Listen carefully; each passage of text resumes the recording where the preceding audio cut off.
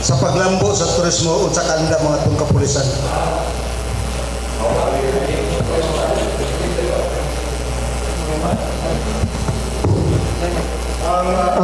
The Philippine National Police is always operationally ready to provide support sa tuwang tourism industry. In fact, natay yung mga reorganization karon, no?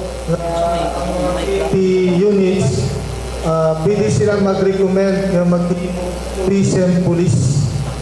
So kung wala yung tourism industry, we will always have the option to activate tourism police diri sa Misamis Occidental to have a more dedicated personnel to address yung needs ng security sa atuang mga tourism industry. So mo to respond na mo. Ang very peaceful ang in fact, when it comes to the peace situation, we are next to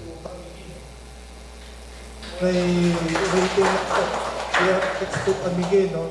In terms of the 8 post crimes, kanang murder, homicide, talagsara na. Siguro 1 incident in 1 month. To 1 or 2 incidents in a month. So very peaceful tayo probinsya, no?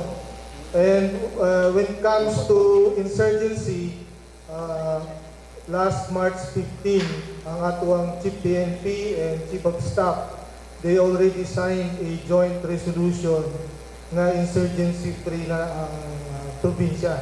So wala na presence of CPP and PA. So very peaceful. It's now considered insurgency-free. It's a matter of declaration na lang. Sa crime incidents, we were able to maintain in a manageable level, no? Tungod sa atuang massive crime prevention activities. So ang category nato karon is insurgency-free, crime-free, and development ready. Development ready na siya. So I think the security sector, ang PNP, the Armed Forces of the Philippines, we've done our part. So, ang laing sector na lang to promote tourism is kinahanglan na lang og laing pang initiative to promote tourism. Wala na may na ma-service in order. So, they're no longer posed as a threat. It's just a matter of for the other agencies, the government and civil